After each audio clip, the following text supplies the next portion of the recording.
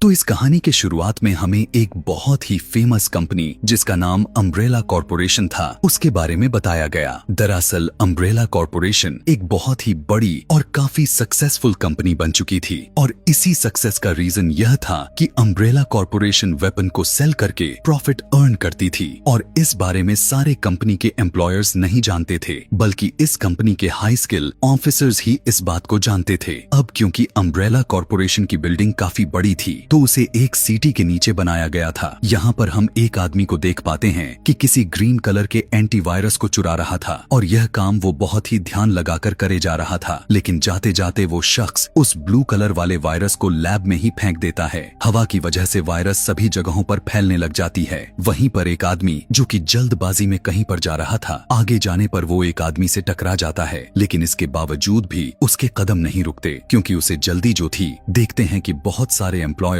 एक लिफ्ट से होता हुआ जाने लग जाते हैं। कुछ ही वक्त के बाद वो लिफ्ट अपने आप ही स्टक हो जाती है। लैब में यूज होने वाले डॉग्स जब उस नीले वायरस को सूंघते हैं तो वो जोर जोर से भौंकने लग गए थे। ऐसे होते ही पूरे के पूरे होल अपार्टमेंट में अलार्म बजना शुरू हो गया। कंपनी के फिट किया गया पानी भी बारिश की तरह गिरने लग जाता है। एक फीमेल एम्प्लॉय सीसीटीवी कैमरे की तरफ देखकर किसी को यह बताने की कोशिश कर रही थी कि यहाँ पर किसी भी तरह का आग नहीं लगा है, इसीलिए इस पानी को बंद कर दिया जाए, लेकिन उसके कहने के बावजूद भी पानी गिरना बंद नहीं हो रहा था। एक दूसरा एम्प्लॉय आकर उसे बताने लग गया कि यह पूरा अपार्टमेंट लॉक्ड हो चुका है और हम सभी यहीं इसी में फंस चुके हैं। अब यहाँ धीरे धीरे पानी जमा होता ही जा रहा था, जिससे वो सभी अब मारे जाने वाले हैं। अब जितने भी एम्प्लॉयर्स लिफ्ट में फंसे हुए थे वो बाहर निकलने की तमाम कोशिश करते हैं। उसी में एक लड़की जो सबसे पहले लिफ्ट से बाहर आना चाहती थी वो बाहर आने की कोशिश में ही मारी जाती है। इसके बाद हमें एक लड़की को दिखाया गया जिसका नाम एलिस था।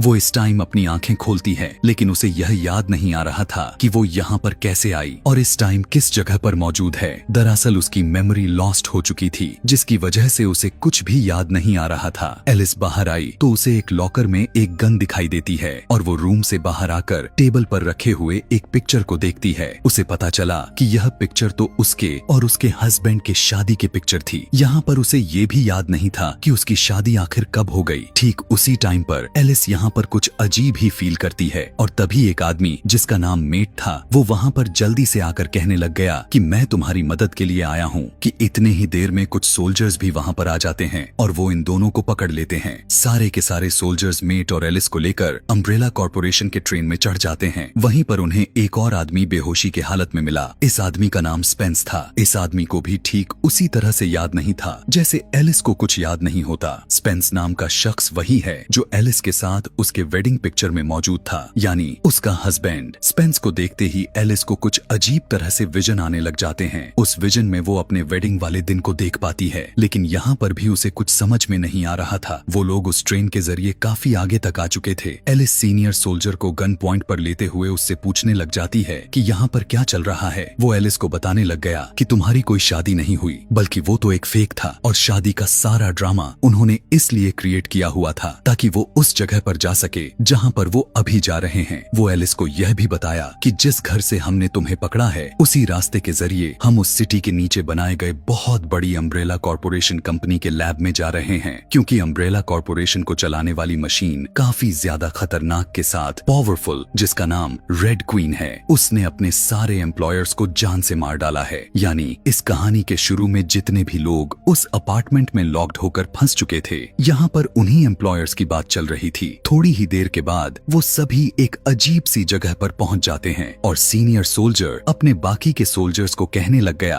कि इस पूरे जगह को अच्छे से एक्सप्लोर करो। Umbrella corporation powerful dangerous computer यानी रेड क्वीन उन सभी को देख रही थी कि आखिर वो क्या करने के लिए आए हुए हैं। उन लोगों के साथ एक हैकिंग ऑफिसर मौजूद था जो वो अपने हैकिंग को यूज में लेते हुए एक नए रास्ते को ओपन कर देता है। दरवाजा खुलते ही कुछ ऑफिसर्स उसके अंदर चले जाते हैं, लेकिन तभी अचानक से उस जगह का डोर अपने आप ही बंद हो जाता है। हैकिंग ऑफिसर ने बताया कि इस दरवाजे को रेड क्वीन ने बंद किया हुआ है। तभी जिस जगह पर वो ऑफिसर्स गए हुए थे एक लेजर वेपन एक्टिवेट हो जाता है, जिससे उनकी एक फीमेल सोल्जर का सर कट जाता है और वो मर जाती है। उस फीमेल सोल्जर को मरता हुआ एलिस ने देख लिया था, इसीलिए वो घबराते हुए उस हैकिंग वाले ऑफिसर को जल्दी से लेजर वेपन को बंद करने के लिए कहती है। अभी वो इतना कही ही थी कि तभी एक और ऑफिसर उस लेजर वेपन से मारा जाता है।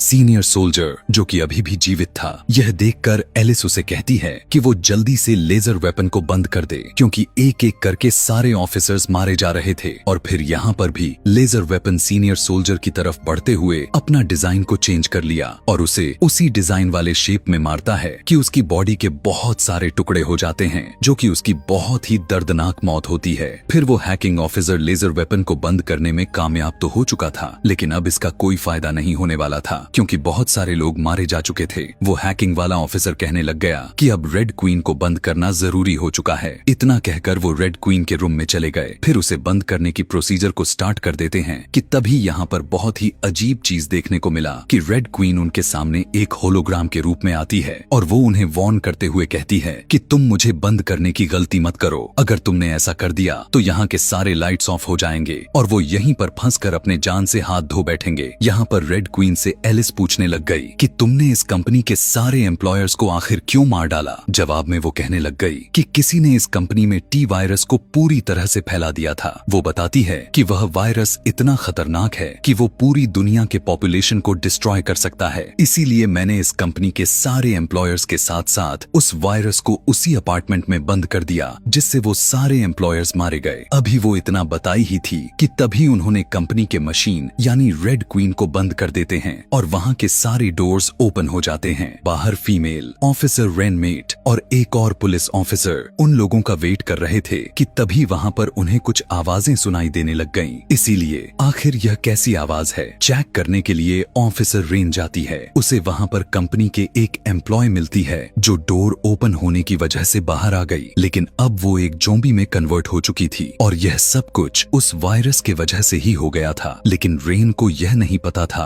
कि वो एक ज़ॉम्बी बन चुकी है जो अचानक से वो उसके हाथ पर काट लेती है। मदद के लिए रेन जब दूसरे ऑफिसर्स को बुलाने लग गई थी, वहाँ आकर वो ऑफिसर उस ज़ॉम्बी लड़की को आगे ना आने की वॉर्न करता है, लेकिन वो नहीं रुकता और आगे बढ़ने लग जाती है। इसीलिए रेन उसे शूट करके उसे जान से मार डालती है। इतने ही देर में एलिस और वो हैकिंग ऑफिसर भी आ जाते हैं। रेन यहाँ पर उनसे पूछने लग गई कि हमारे बाकी के टीम मेंबर्स कहाँ पर हैं, जिस पर हैकिंग ऑफिसर बताता है कि हमारे सारे सोल्जर्स लेजर वेपन की वजह से मारे जा चुके हैं। अभी वो आगे बढ़ने की कोशिश कर ही रहे थे कि तभी चारों तरफ से ज़ॉम्बी एम्प्लॉयर्स इन्हें घेर लेते हैं। यह देखकर सभी खुद को सेव करने के लिए उनका मुकाबला करते हुए उन्हें गोलियों से भूनना शुरू कर देते हैं। यहाँ पर सबसे अजीब वाली बात तो यह था कि उन सारे ज़ॉम्बिस के ऊपर गोली का कोई असर ही नहीं हो रहा था और न ही वो मर रहे थे। इन लोगों को उन ज़ॉम्बिस को न मरने की वजह उन्हें समझ में नहीं आती। जब सब कुछ इनके समझ के बाहर जा रहा था तो वो उन सभी ज़ॉम्बिस को बॉम्ब से डिस्ट्रैक्ट कर देते हैं और वहाँ से भागने की कोशिश में लग जाते हैं कि तभी उसी भागने के दौरान उनके एक ऑफिसर को ज़ॉम्बी पकड़ लेता है। बाकी लोग भी खुद को सेव करके वहाँ से निकलने की काफी कोशिश करते हैं। इधर एलिस जो कि उन लोगों से अलग होकर बाहर निकलने का रास्ता ढूंढ रही थी कि तभी उसके सामने एक ज़ॉम्बी डॉग आ जाता है। अब कहीं वो उसे काट ना ले, इसीलिए वो जल्दबाजी में एक दूसरे डोर को लॉक कर लेती है, लेकिन वहाँ पर भी एक ज़ॉम्बी पड़ा हुआ था। अपने आप को बचाने के लिए एलिस उससे फाइट करने लग गई और अपने फाइटिंग स्किल से उसे मार देती है। यहाँ पर एलिस को यह भी याद नहीं था कि आखिर वो इतना पावरफुल के साथ साथ उसके पास इतने सारे स्किल्स उसके अंदर कैसे हैं, और यह उसके लिए कोई बड़ी बात तो बिल्कुल भी नहीं थी, क्योंकि वो यह भूल चुकी थी कि वो अम्ब्रेला कॉर्पोरेशन कंपनी के मेन सिक्योरिटी ऑफिसर रह चुकी थी। एलिस उस ज़ॉम्बिस की गन लेते हुए उन सारे डॉग्स को शूट करके उन्हें मार देती है। मेट भी वहाँ पर कुछ ढूंढ रहा था कि तभी वहाँ पर एक ज़ॉम्बी लड़की आ जाती है। पता चला कि यह ज़ॉम्बी लड़की असल में मेट के सिस्टर थी। अब क्योंकि वो भी एक ज़ॉम्बी ही थी तो जाहिर है कि वो कहाँ रुकने वाली थी, लेकिन बिल्कुल ठीक वक्त पर एलिस आकर मेट की जान बचा लेती है। मेट एलिस को बताता है कि ये मेरी सिस्टर थी और वो दोनों मिलकर अम्ब्रेला कॉर्पोरेशन कंपनी के गैर कानूनी कामों के खिलाफ एविडेंस को कलेक्ट किए जा रहे थे ताकि वो अम्ब्रेला कॉर्पोरेशन के इस प्रोसीजर को आगे बढ़ने से रोक सकें। वो बताता है कि उसके इस काम में उसके बहन का साथ यहाँ की एक सिक्योरिटी ऑफिसर दे रही थी, लेकिन फिर अचानक से वहाँ पर कुछ ऐसा हुआ कि पूरे कंपनी में किसी ने टी वायरस को फैला दिया, जिससे उसके सिस्टर के साथ साथ सभी एम्प्लॉयर ज़ॉम्बी में बदल गए। यहाँ पर मेट ये बात नहीं जानता था कि वो जिस सिक्योरिटी ऑफिसर की बात कर रहा है वो कोई और नहीं बल्कि एलिस ही है, जो कि इस काम में वो उसकी सिस्टर की मदद करने वाली थी। यहाँ पर पता चलते ही एलिस भी इस बात को छुपा कर रखती है कि वो उसकी बहन को जानती थी और वही सिक्योरिटी ऑफिसर है। इधर इन सभी को चारों तरफ से ज़ॉम्बिस ने घेर लिया था और तब जाकर एलिस रेड क्वीन को चालू करने को कहती है, क्योंकि एक वही थी जो उन्हें यहाँ से निकलने का सेफ रास्ता बता सकती थी। एलिस रेड क्वीन को ऑन कर देती है। उसके यहाँ आते ही रेन रेड क्वीन से पूछने लग गई कि ये ज़ॉम्बिस क्यों नहीं मरते। तब यहाँ पर रेड क्वीन उन्हें बताती है कि उन सारे ज़ॉम्बिस को मारने के लिए उनके सर पर मारना होगा, तब जाकर उनकी डेथ होगी, क्योंकि उनके बॉडी में वो टी वायरस चला गया है जो कि बहुत ही ज्यादा मात्रा में पावरफुल है और जाहिर है वो वायरस उनके बॉडी में पावर प्रोवाइड करता रहता है और यही वजह है कि गोली लगने के बावजूद भी वो नहीं मरते। एलिस रेड क्वीन से यहाँ इस कंपनी से बाहर निकलने का रास्ता पूछने लग गई। रेड क्वीन कहने लगी कि मैं तुम्हें यहाँ से बाहर निकलने का रास्ता तो बता दूंगी, लेकिन मैं तुम्हारे उन सभी साथियों को यहाँ से बाहर नहीं जाने दूंगी जो इन्फेक्टेड हैं। और रेड क्वीन उन्हें रास्ता बता देती है। पता चला कि वो रास्ता एक अंडरग्राउंड से होता हुआ जा रहा है, लेकिन फिर भी वे सभी वहाँ से जाने लग जाते हैं। मगर तभी वहाँ पर भी बहुत सारे ज़ॉम्बीस आ जाते हैं जो अचानक से उन सब पर अटैक कर दिए, जिस दौरान वो हैकिंग वाला आदमी इन्फेक्टेड हो जाता है। बाकी लोग तो उस अंडरग्राउंड रास्ते को पार करने में सफलता प्राप्त कर लिए थे, लेकिन वो हैकिंग ऑफिसर उन ज़ॉम्बिस के बीच में फंस जाता है। तब एलिस रेन को कहने लग गई कि वो हैकिंग ऑफिसर को बचाने में उसकी मदद करे,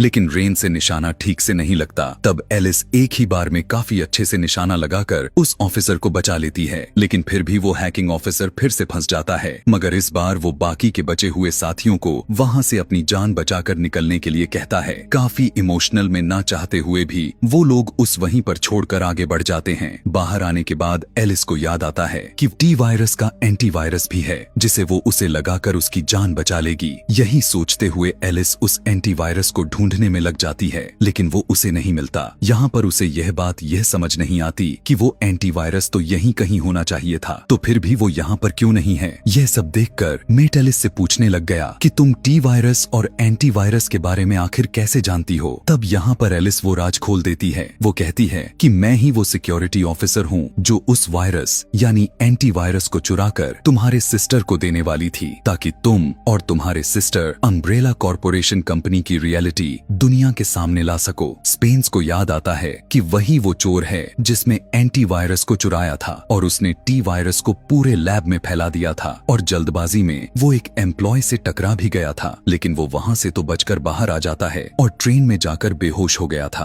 और टेम्परेरीली उसकी भी मेमोरी लॉस्ट हो चुकी थी। और ये वही वक्त था जब उन ऑफिसर्स को मिला हुआ था। ठीक उसी वक्त एलिस को भी पता चल जाता है कि स्पेन्स ही वह आदमी है जिसने इस वायरस को चुराया था, लेकिन अब सिचुएशन काफी खराब हो चुकी थी, तो एलिस ने खुद को चेंज कर लिया था और अब वो अच्छी बन गई थी। इसीलिए अब वो स्पेन्स को रोकने की कोशिश करती है, लेकिन अचानक से स्पेन्स गन उठाते हुए पॉइंट कर लिया। स्पेन्स एलिस को उसके साथ चलने के लिए कहता है, जिस पर एलिस उसे मना कर देती है कि तभी अचानक पीछे से एक ज़ॉम्बी स्पेन्स को बाइट कर लेती है, जिससे वो भी अब ज़ॉम्बी बन जाने वाला था। स्पेन्स उन लोगों को अब यहाँ पर लॉक करके ट्रेंच की तरफ चला गया जहाँ पर वो एंटीवायरस रखा हुआ था। स्पेन्स खुद को उस एंटीवायरस लगाने ही वाला था कि तभी वहाँ पर एक बहुत ही खौफनाक सा दिखने वाला म्यूटेंट आ जाता है और यह म्यूटेंट अम्ब्रेला कॉर्पोरेशन कंपनी ने ही बनाया हुआ था, जो कि एक बहुत ही ज्यादा खतरनाक म्यूटेंट था, क्योंकि वो इंसानों का खून पीता था। जितना ज्यादा वो इंसानों का खून पीता जाता उतना ही ज्यादा वो ताकतवर बनता चला जाता था। यहाँ पर यह अजीब तरह से दिखने वाला म्यूटेंट स्पेंस को मारने के बाद उन तीनों के पीछे लग जाता है। एलिस रेड क्वीन से रिक्वेस्ट करने लग जाती है कि वो दरवाजे को ओपन करे, यानी उनकी वो मदद करे। तब यहाँ पर रेड क्वीन ये कहती है, तुम लोगों के साथ रेन मौजूद है,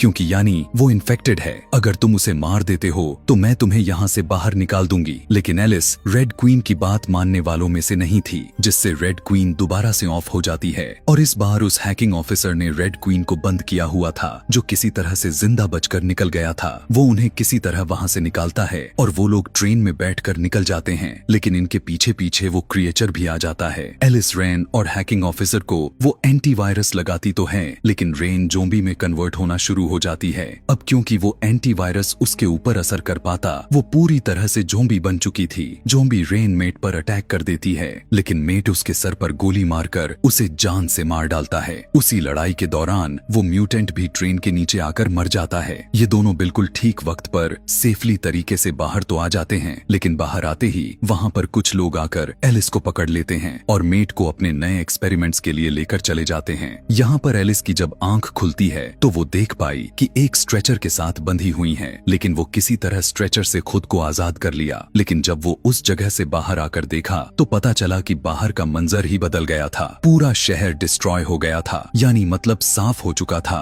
कि वो टी वायरस अब पूरे शहर में फैल चुका था। और इसी को दिखाते हुए यह कहानी यहीं पर खत्म हो जाती है। दोस्तों, अगर इस कहानी का अगला पार्ट देखना चाहते हैं तो कमेंट में नेक्स्ट लिखना ना भूलें। Thanks for watching.